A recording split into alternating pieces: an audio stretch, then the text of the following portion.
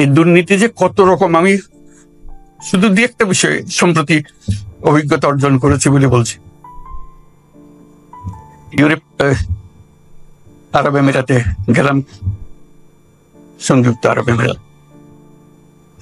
আমাদের লোকের কাহিনী বর্ণনা করছিল তাদের অফিসে, বলছে আমরা তোমাদের কোন ডকুমেন্ট আমরা বিশ্বাস করতে পারি, এত ভুয়া।